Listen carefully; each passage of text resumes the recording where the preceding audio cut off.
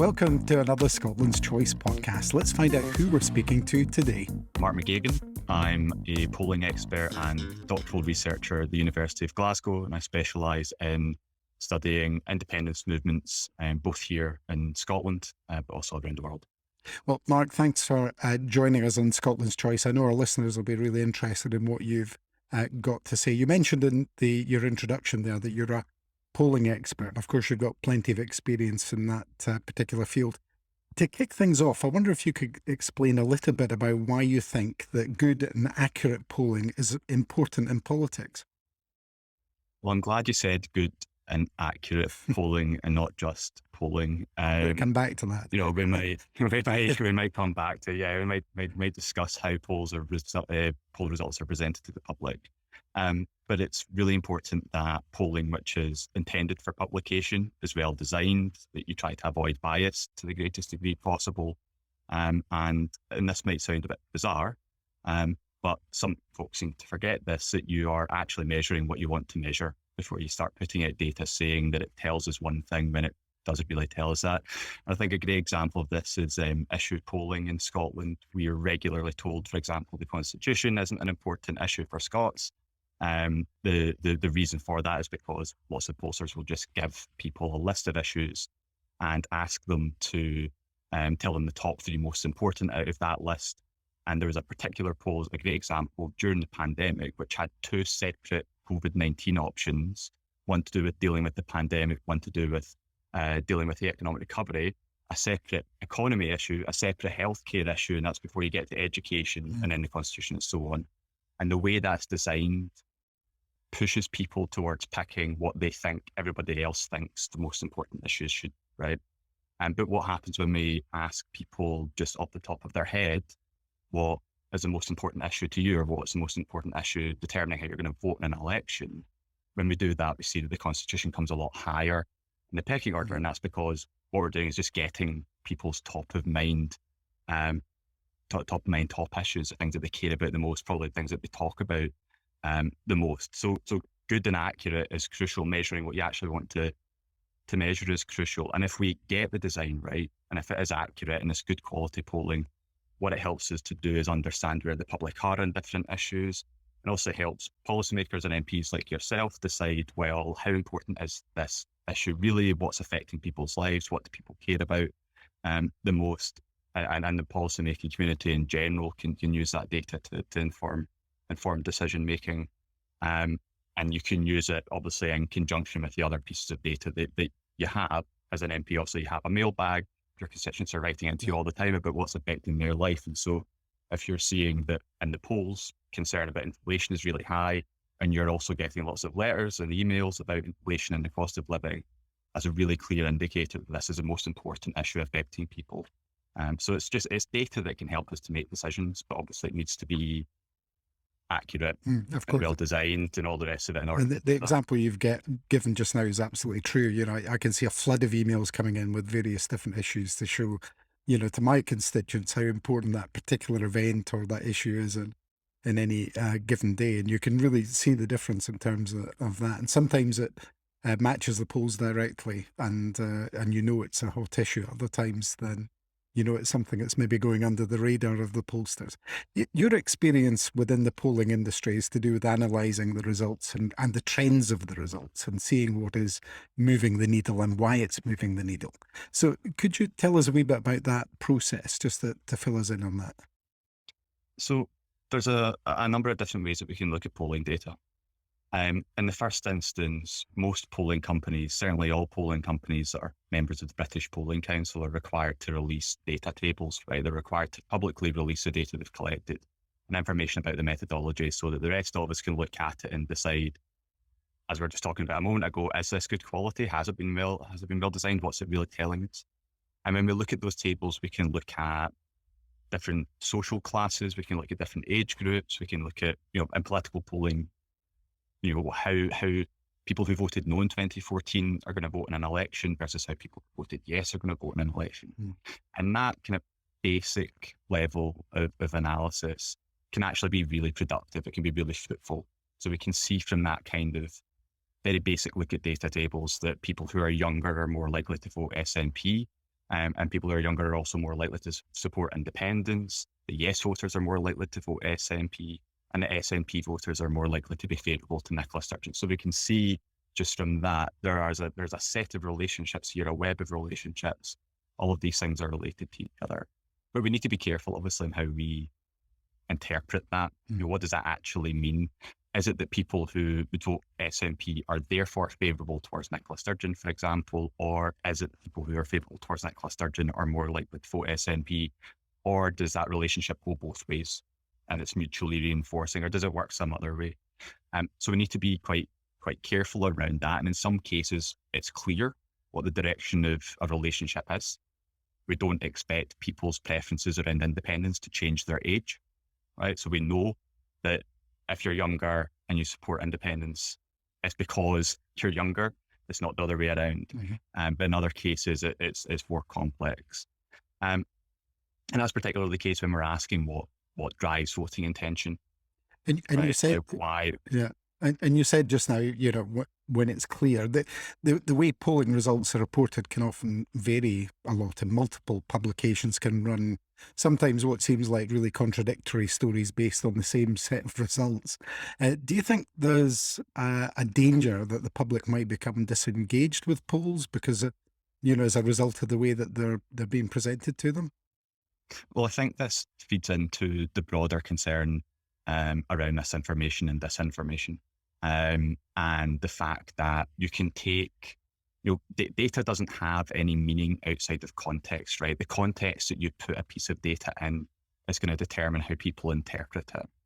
And yes, you can use a piece of data to present a particular view of the world that might not necessarily be accurate. And I think a great example of that is the way that different publications will report the exact same question to do with whether people want another independence referendum.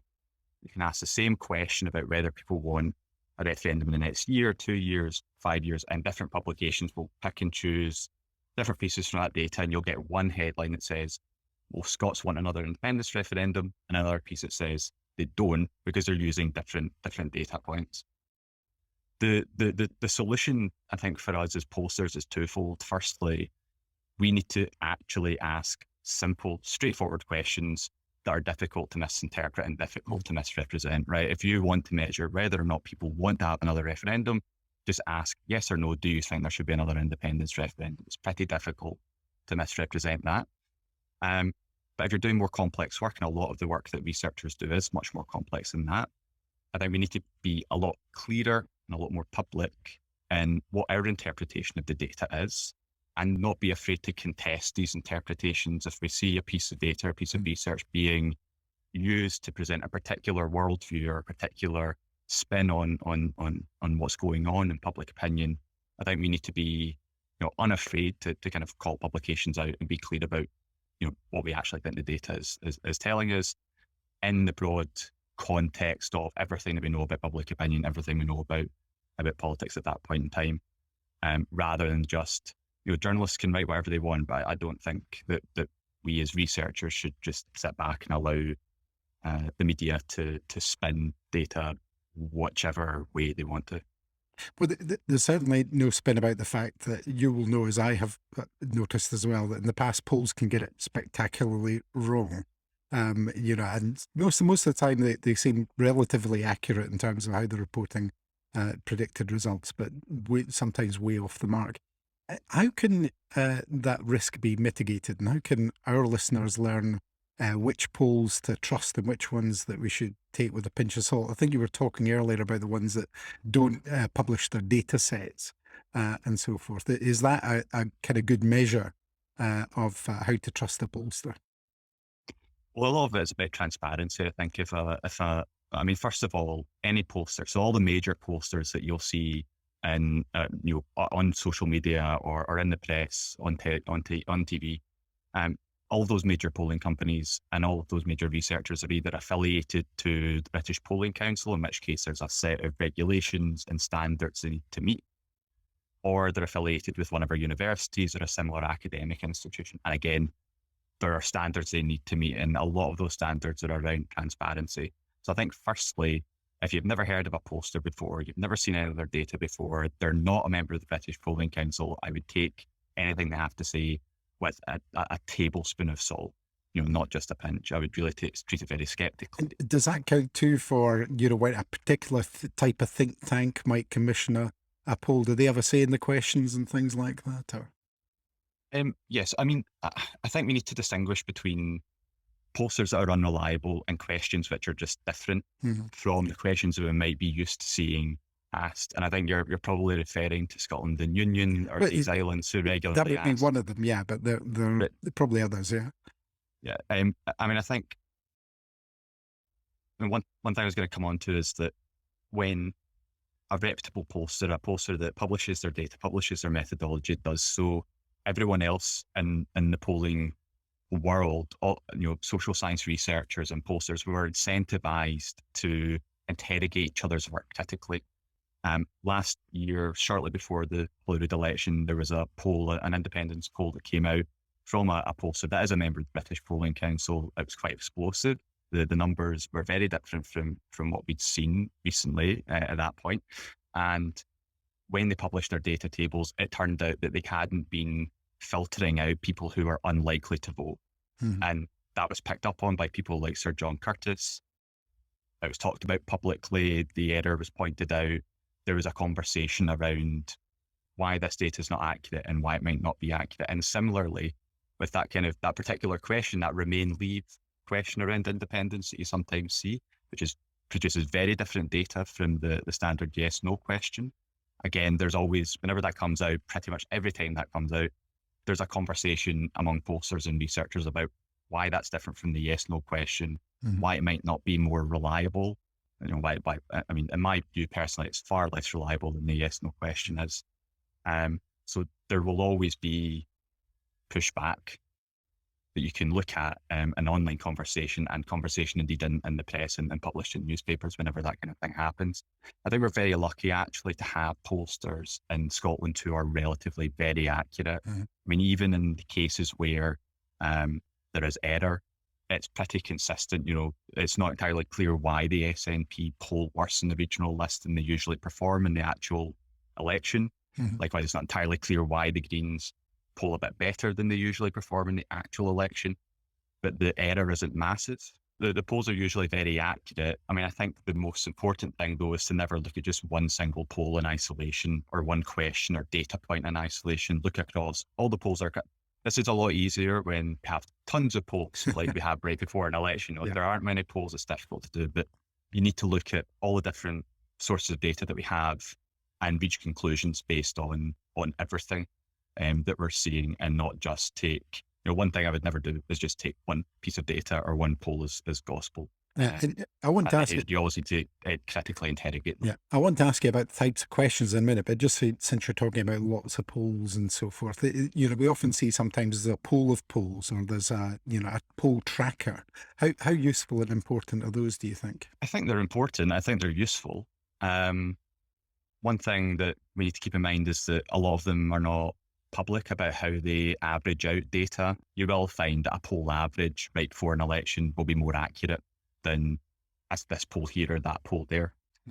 Because in principle, the error from the different polls going in different directions should even out. But at the same time, you get instances like 2015 where all the polls are skewed in one direction, and even a poll tracker, a poll average is not going to help you with that. So they're useful. It's not a silver bullet to the issue of polling error in any way, shape or form. And I think on top of that, you also get things like seat calculators, and there are people who do seat modeling and all of these kind of more complex and sophisticated types of analysis. And often they can be very useful, but again, often they can be very inaccurate too. And that's ultimately down to how did that person build the model? What's their methodology? What data did they use? How did they weight different sources of data? So again, I think they're useful. They provide more information. But I think that really you do want to take into account the breadth of what you're seeing across the polls. I would never just take a poll tracker and say, well, that's the average, so that's the most accurate thing. I would still look at the data you're getting from different polling agencies. Of course, one of the difficulties is that you're dealing with people, and people often have strong views. People are complex, and so are their opinions.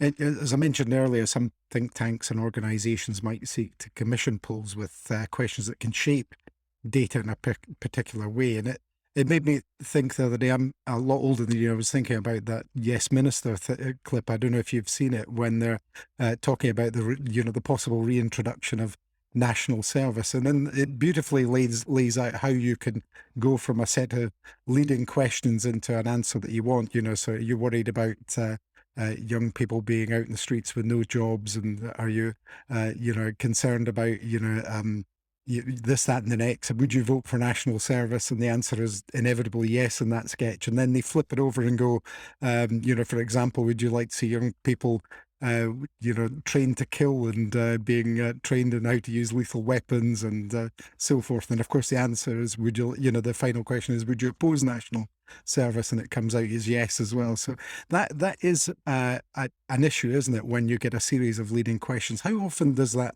happen? And do the data sets always capture that? Do they always kind of make sure that kind of thing's filtered out? Well, I think what you're referring to is something called an ordering effect. Mhm. Very straightforwardly, because the effect comes from how you order questions and how those questions influence how people feel and what they're thinking and what's top of mind. And what you usually want to do is get as much data as possible, just completely cold, without people having been asked questions about their attitudes.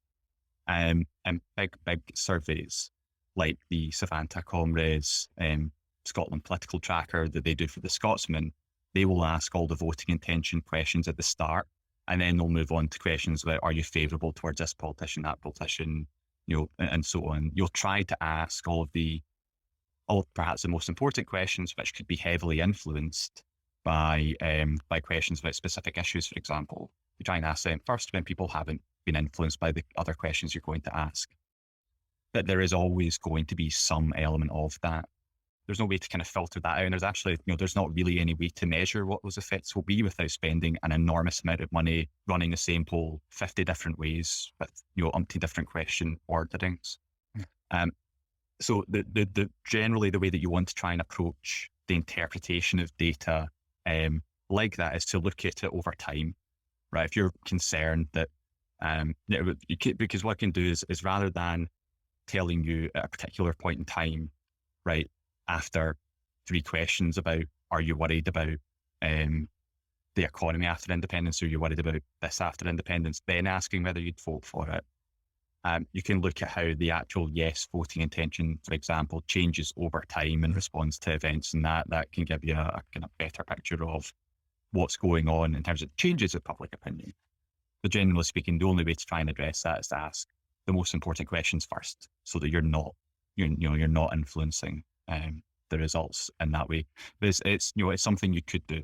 If you wanted to do it, you definitely can do it. And that's unavoidable. So how important then do you think would be the principle of verification in polling? And what would you say is the level of trust that people can have that they're not being manipulated at the end of the day? I mean, I think people can trust major pollsters not to manipulate their opinions, because it's not in their interest to do so, right? Like, fundamentally, they're incentivized to be accurate. If you're producing data that then turns out to be clearly not accurate, you're not going to have people commissioning work from you. Polling companies make the overwhelming majority of their money from private sector research. It's got nothing to do with political polling, right? Political polling is largely a marketing exercise for most research agencies.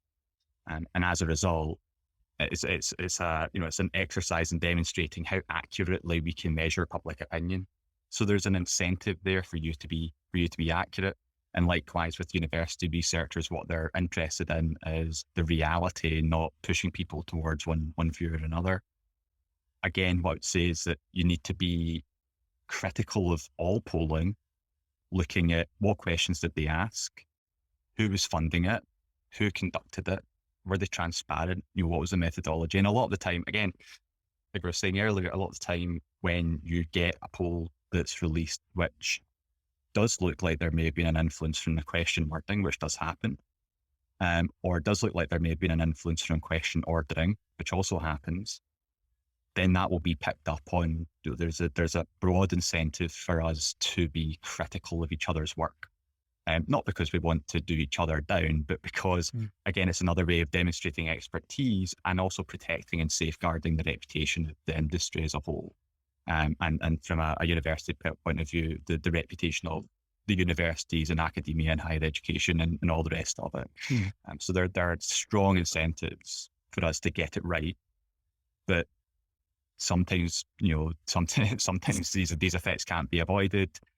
Mistakes happen, or maybe a question is asked that perhaps the person funding it has had a bit too much input into that question, at which point there's a conversation to be had. Do you ever find yourself critical engagement to happen? Yeah. Do you ever find yourself looking at a set, a poll and whatever, and going, "No, that can't be right," or laughing out loud at something that you've seen? Has that been an experience you've ever had?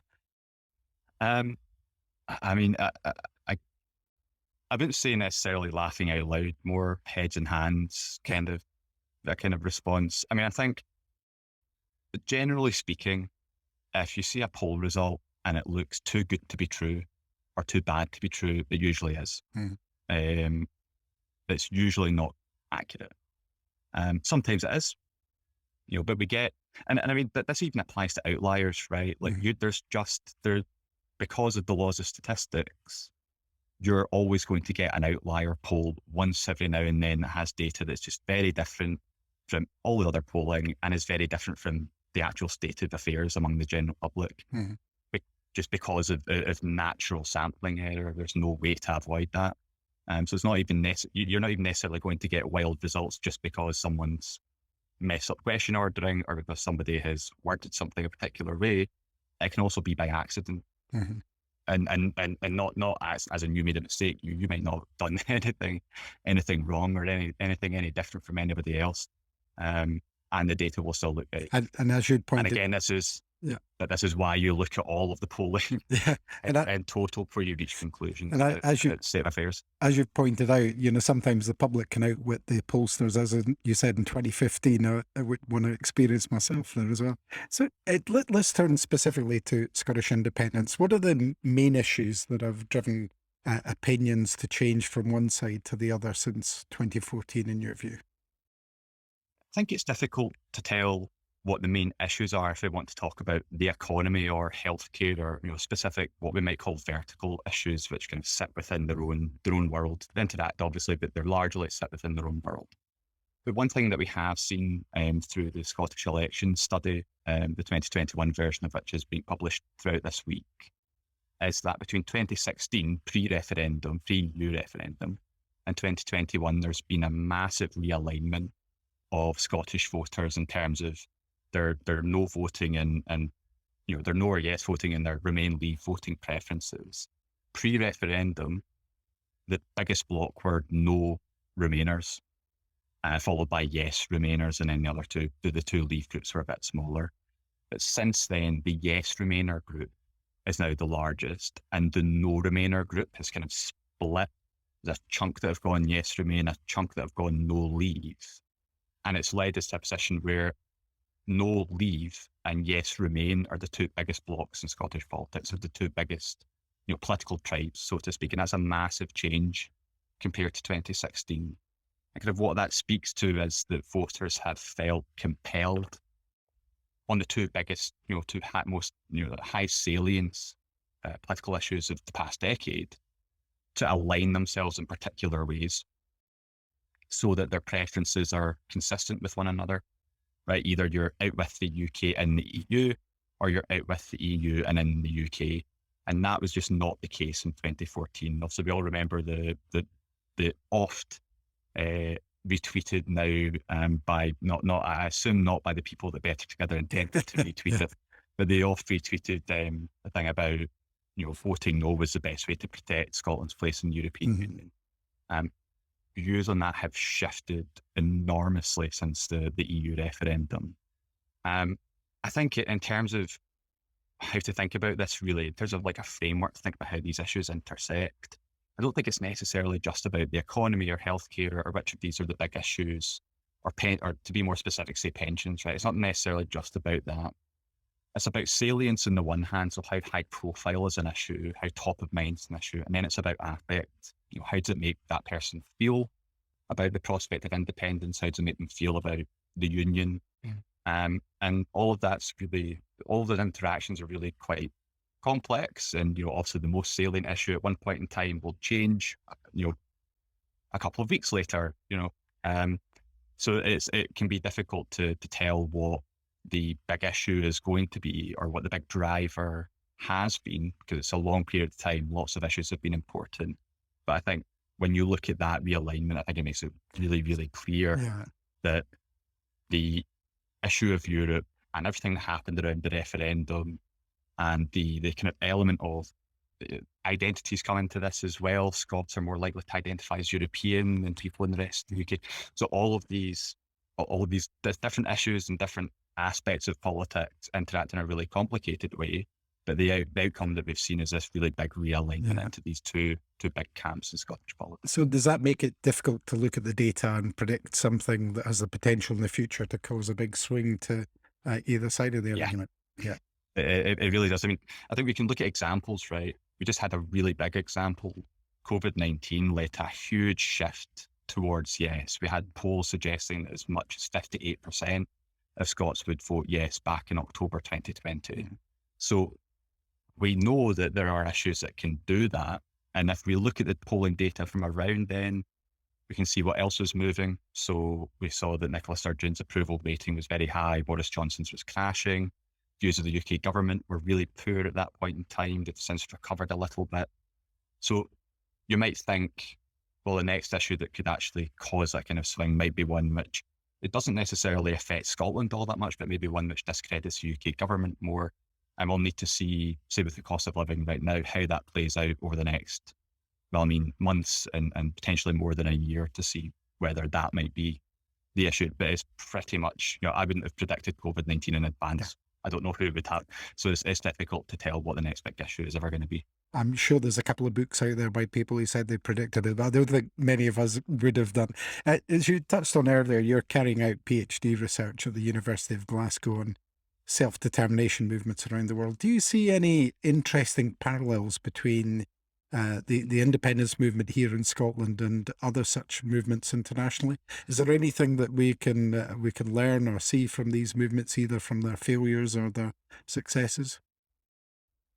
Yes, I mean, and everything, as ever, these kinds of comparisons need to be caveated because each case different. is slightly different and they're all slightly unique. But we can look at all the different, say, independence movements in liberal democratic countries that have similar or obviously kind of all slightly unique, but similar electoral systems through which an independence movement can seek the levers of power in order to achieve independence. Movements, operating in those sorts of systems. Unfortunately, there's not a lot to say about learning from successes because there haven't really been successes in that regard. Self-determination movements, independence movements typically fail unless there is some very large scale process occurring in the international system, like the collapse of an empire or decolonization. That's usually where independence movements are successful. And I'm not sure there's a lot for the Scottish independence movement to learn there, but I do think there are lots of cautionary tales that you can point to. And one in particular would be Quebec, in the sense that Quebec had two independence referenda. They came very, very close to winning the second referendum in 1995. They then went on to win another election in Quebec. But in 2003, the Parti Québécois vote share collapsed.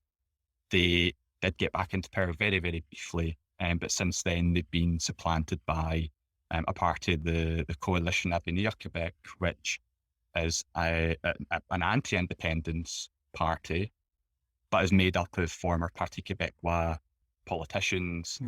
And the reason that happened, and this is, I guess, the cautionary tale, really, is the reason that happened is that eventually people stopped believing that independence was ever going to happen, right? You do eventually reach a point, I think this is true of most, if not all, independence movements. You reach a point where people tire of the issue, right? There is a bit of a time limit on how long you can continue to advocate for independence without achieving it. Now, I'm not saying that what happened in Quebec is the fate of Scotland or the SNP or the independence movement. But I think as a comparison point, it's probably the closest that we have. And I think the lesson from that would be that you need to strike while the iron's hot. I think the independence movement in Scotland is very strong at the moment. The SNP is in a position of power and significant advantage. There's lots and lots of very difficult obstacles to overcome between where the independence movement is now and potentially independence at some point in the future. But when you're in this sort of position of strength, the lesson I think from Quebec is you take advantage of it to the greatest possible degree, because it's not going to last.